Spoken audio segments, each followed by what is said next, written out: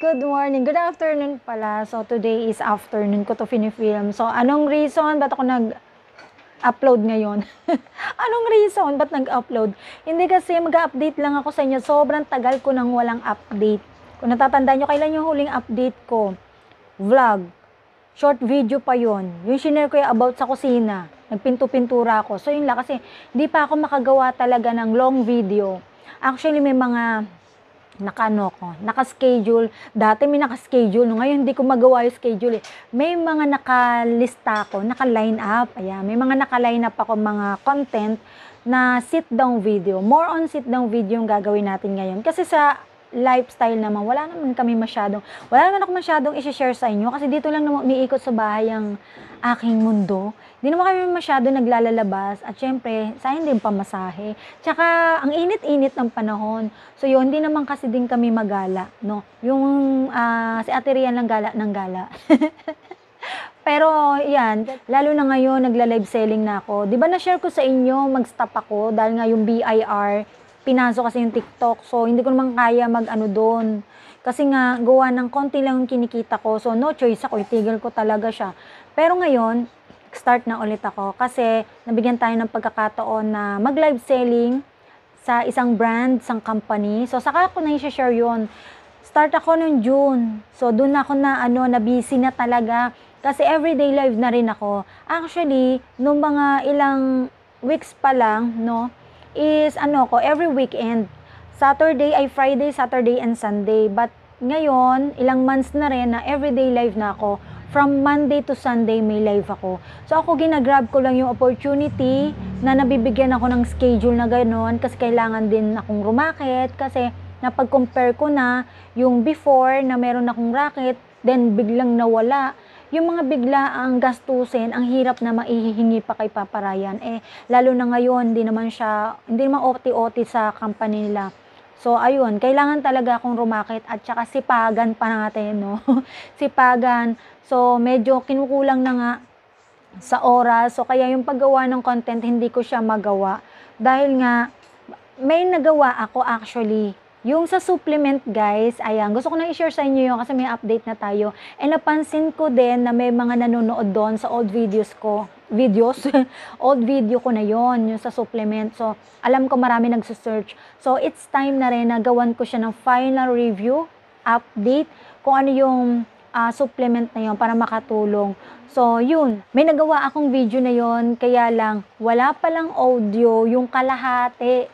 Mas marami pa yung noong una may audio, siyempre, yun naman na normal na nangyayari sa atin ng vlogger or content creator, no? Na yun yung pinaka-worst. Yung ang dami mo nang sinabi, bigla pala walang audio. And ito kasi nakatalikod, kaya hinarap ko, hindi ko namalay na lobat. So sabi ko, ulitin ko na lang. So yun ay ginawa ko bago ako mag-live. Wala na akong time, no? Kaya sabi ko, next time na lang. Kaya ito, gumawa ko ng video kasi nga ang tagal nang walang update sa video ko na to. Nakikita nyo yung aking headband. Cutie-cutie siya. Binili ko to sa TikTok. Actually, 145 yata to. Ayan o, para lang siyang nakaipit-ipit na no? Kasi nga pag nagla-live ako, alam nyo na, rebonded ako. So, nalabas na yung totoong buhok ko. Parang nakagano na siya. So, ganyan ako ng ganyan. Inaayos ko siya talaga. And eto, naisip ko, pag scroll ko sa TikTok, nakita ko, uy, may headband na ganito. Hindi naman ako nag-search about sa headband. Siguro, aksidente, naklik ko yung product. Ganun naman pagka relate sa mga sinesearch natin. Siguro aksidente yung naklik ko, dati ko na rin naman to nakita. Bigla lang kagabi or ng isang araw, kagabi ko lang to chinik out. Oo, kagabi lang. Ang bilis pala dumating na. Sabagay, nakalagay doon, 1 day process lang. Kinabukasan, marireceive na. Ayan, nakita kong ganyan.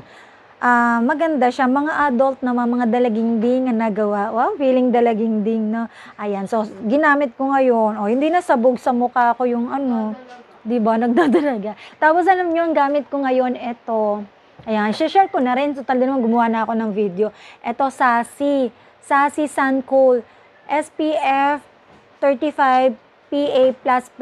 Actually, yung tatlong plus na yan, okay na siya for sun protect, protection sa sun. No, eto pwede lalo na yan, mainit ang panahon. Maglagay kayo nito, ay ang protected bukod sa sunscreen. Maglagay muna kayo sunscreen, then mag-apply kayo nito pag nag-set na. Then kahit dito, nagla-live ako, naglalagay ako nito. Minsan nakakalimutan ko, pero kailangan ko 'to maglagay kasi mainit nga. Pinagpapawisan ako, lalo na pag gumagamit ng ng ring light, mainit. So ito, maganda siya. So sa mga nagla-live selling diyan na nagamit ng ring light, kasi kaya hindi rin ako nagamit ng ring light, mainit. Ang init-init niya. So yun, eto, yan, hindi kayo magpapawis. Maganda 'to. So nabili ko 'to sa TikTok, pero dun sa friend ko na nag-a-affiliate. So hindi ko na lang din siya nilagay sa basket ko, sa showcase ko, kasi sa kanya ko naman 'to binili. So pwede naman ano ang pangalan nun? Ardel, Kate Ardel. O kung mag-comment ka dito, Jen, kung ikaw ay napapanood mo to, mo na rin yung iyong shop dito. Nakalimutan ko na. Pero sa kanya ko to chinek out. So, yun naman tayo eh. So, ko na sa kanya. Pagka naubos to, sa kanya ulit ako mag-check out. And then, share ko rin sa inyo yung mga skincare na ginagamit ko. Sa ngayon, na tayo 43 na, magpo-44 na, kasi kailangan na ng skin natin. Okay, kailangan na ng skin natin. So, marami akong line up ha. Pati yung ginagamit kong mga gadget. Gadget. Ano pala, itong mga microphone. So, alam ko marami magse-search about dyan. So, marami na rin ako na-try ngayon ng mga iba't ibang microphone na pwede ko i-share sa inyo, affordable, and yung mga quality. And then, so, marami ako pwede. Pagiging affiliate, i-share ko din yan sa inyo.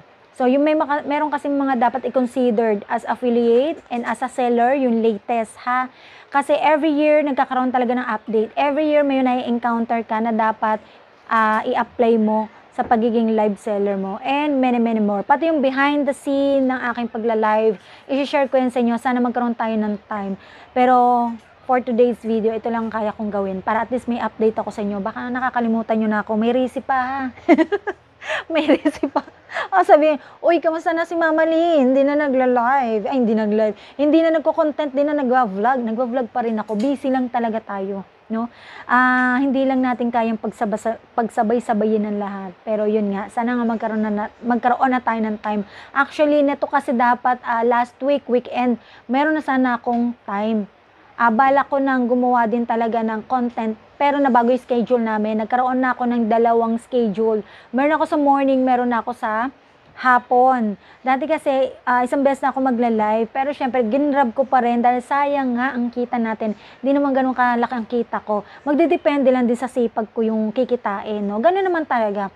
Kailangan talaga ipaghihirapan, no? Para gumanda yung kita. So anyway, ano pa yung pwede natin pag-usapan? Total din naman, no? Ayan, nag-a-update na ako. So, i-share ko sa inyo lahat yan. Pati yung mga, yung mga pinagkakaabalahan ko after ko mag-live selling, no? Dahil nga, sobrang napapagod na tayo. Kailangan natin kailangan natin gumawa ng makakapagpa-relax ng ating isip. Ayan. So, pero as much as possible, gagawa ko ng mga video na ganito, mga update, no? So, yun naman din ang gusto kong mangyari sa buhay. Mag-vlog is life. Hindi na, ito talaga isa sa mga hilig ko talaga. Yung mag-share, dumaldal sa harap ng camera, dahil isa rin yan sa nakakapagpagaan sa loob ko, yung may kausap ako kahit ayan siya, at saka yung mga AI na yan, pag-usapan natin. So, yun, gumagawa ako ng listahan talaga na line up content soon.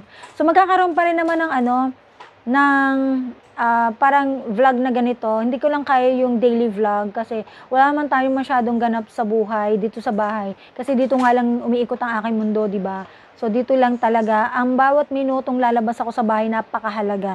Siguro, maliban na lang kapag ka nandito si Papa Ryan, tingnan nyo naman kapag ka nauwi siya, di ba? Doon ako nakakapag-update, doon ako nakakapag-vlog, kasi may time ako mag-edit, may time akong gumawa ng content. So, pero pagka bumabalik na siya sa Jeddah, wala na ulit. Back to, na lang, kumbaga yung oras na dapat gagawin kong content, gusto ko na lang na umupo. Gusto ko na lang na mag-color. Ayan, so isa yun sa mga nasabi ko na rin naman, no. Yan, coloring. At kung ano yung mga pwede kong gawin na, yun, ipapahinga ko na lang. So, kasi ang pag-i-edit, medyo medyo matrabaho, maproseso. Ayan, kaya mapapansin nyo rin yung mga ganitong klaseng vlog ko is parang raw. Parang hindi na masyado ma-effect. Di ba, pansin nyo yung last? Hindi na ako masyado sa effect, hindi na ako masyado sa editing. So, basta ganito, tamang film lang ako, okay na yung konting sound effect lang na hindi masyadong OA or what. So, simple lang, parang ano siya, raw video lang. So, yung parang normal na nag-share lang din ako. So, yun ang ano ko, diba? So, hindi na, matrabaho, di na kaya ng oras natin, guys. Di na kaya ng oras. So, anyway, guys, hanggang dito na lang ang aking video. So, see you na lang next live. Next live. Nasanay na. See you na lang on my next video. So, tingnan natin kung alin na mauuna sa akin naka-line up na content. Okay, bye, guys! Mwah!